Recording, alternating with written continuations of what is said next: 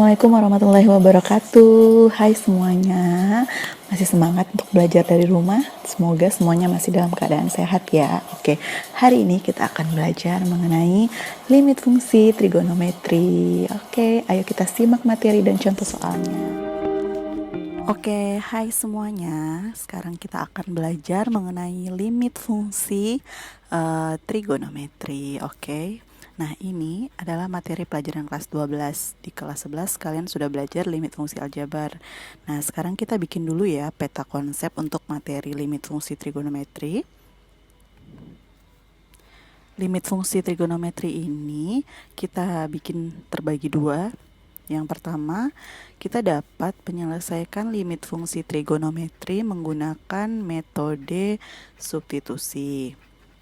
Kemudian, cara yang kedua untuk menyelesaikan limit fungsi trigonometri adalah menggunakan metode penyederhanaan. Oke? Nah, kapan sih kita pakai metode substitusi? Kalau hasilnya itu adalah suatu bilangan, bukan 0 per 0. Kalau dia penyederhanaan, kalau dia hasilnya 0 per 0. Nah, sekarang metode penyederhanaan ini terbagi lagi, ada beberapa. Oke, yang pertama adalah menggunakan identitas trigonometri. Jadi kita bisa menyederhanakannya menggunakan identitas trigono. Yang kedua adalah menggunakan rumus limit trigonometri. Nah, di sini ada yang rumus limit untuk X mendekati 0, kemudian ada juga rumus limit untuk X mendekati A. Oke, sekarang kita masuk ke contoh soal dulu ya. Nah, perhatikan, soal nomor 1 adalah limit X menuju 0 dari sin X tambah tan X. Nah, gimana cara menyelesaikannya? Tetap pertama adalah kita substitusikan dulu nilai X-nya. Sin 0 ditambah tan 0 sama dengan, nah kita harus tahu dulu sin istimewa nih.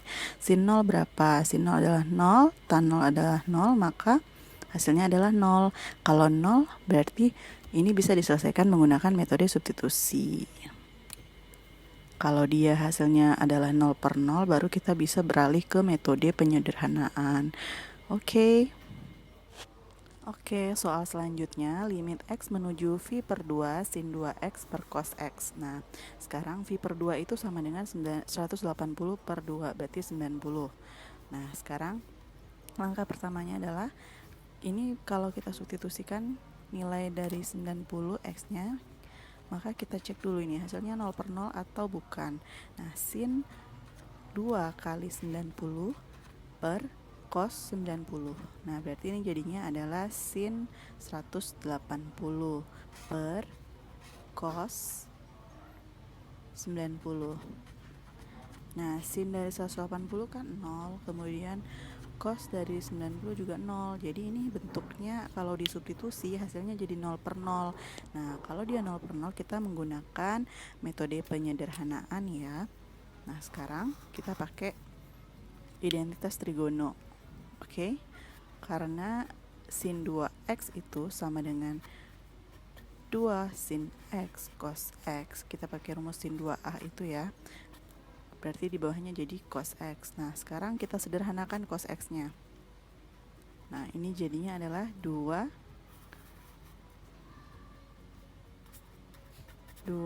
sin X. Nah, kita masukkan nilai X-nya, 2 sin 90. Sin 90 sama dengan 1, berarti 2 kali 1 sama dengan 2. Oke semuanya, kita sekarang simak ya. Ini adalah bentuk dari rumus limit X mendekati 0. Nah, coba perhatikan bahwa semua yang ada di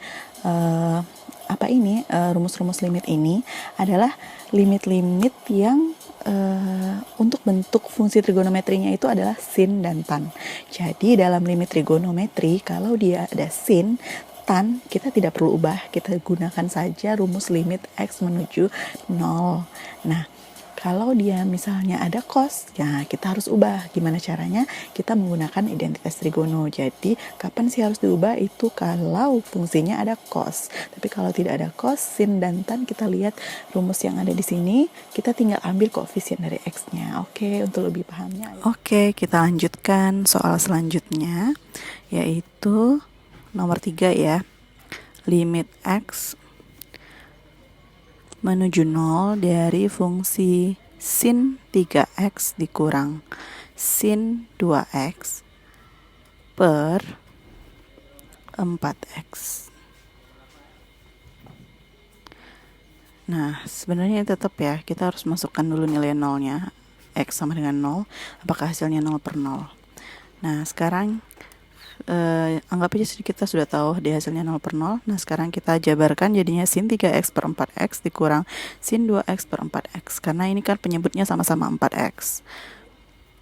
Oke, hasilnya adalah 1 per 4.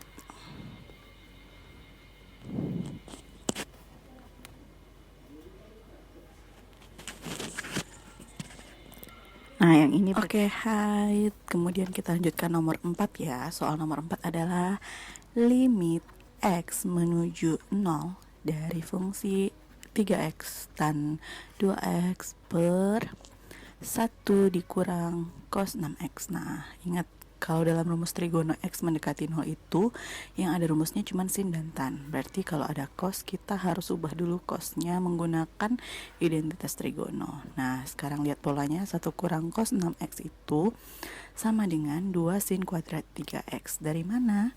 Nah, sekarang coba perhatikan ya. 2 sin kuadrat 3x. Kita lihat 1 kurang cos 6x. Nah, lihat identitas trigono yang di atas. 2 sin kuadrat 2a atau 2x boleh juga. 2 sin kuadrat 2a itu sama dengan, sorry ini salah. Nah, kita tulis dulu. 2 sin kuadrat a itu identitas trigononya sama dengan 1 dikurang cos 4a. Nah, berarti 1 kurang cos 4a sama dengan 2 sin kuadrat a. Nah, artinya kalau dia 1 kurang cos 6x, maka jadinya adalah 2 sin kuadrat 3x. Jadi kalau misalnya dia 2a, jadi 2a itu kalau fungsi awalnya adalah cos 4a, berarti ini cos 6x, maka jadinya 3x, jadi 6 bagi 2 gitu. Nah, jadi yang di atas 3x kurang tan 2x, yang di bawah jadinya 2 sin 3x kali sin 3x. Kenapa? Karena kita itu jabarkan karena dia kuadrat, berarti sin 3x kali sin 3x. Nah, lihat polanya 3x per 2 sin 3x. Karena limit x mendekati 0, berarti kita ambil koefisiennya, yang di atas itu 3, yang di bawah 2 dikali 3. Kemudian lihat lagi pola tan dan sin. Kalau dia tan dan sin, kita bisa pakai rumus limit x menuju 0. Jadinya ini adalah 2 per 3. Nah, ini sama dengan 3 kali 2, 6. Kemudian yang di bawah 2 kali 3, 6 kali 3, maka sama dengan 18. Nah, ini kan sama dengan 1 per 2. 1 per 3 ya. Salah tulis nih.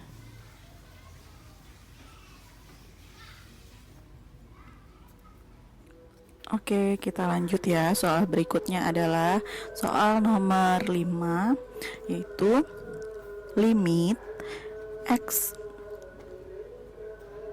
menuju 2 dari fungsi trigonometri sin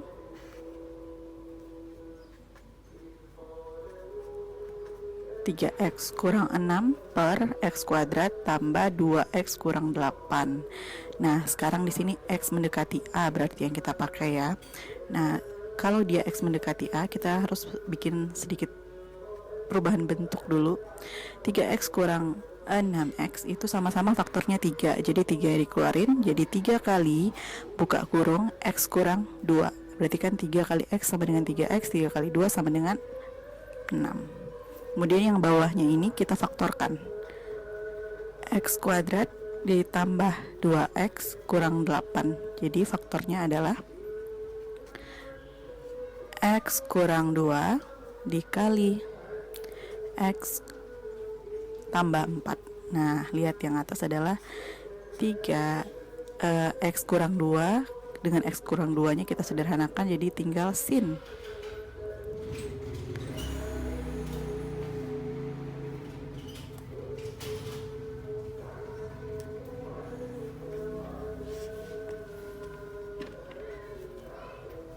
Oke, sebelum kita coret kita jelasin dulu ya. Ini kan dia sin, di atas itu kita bisa jadi sin x kurang 2 dikali 3.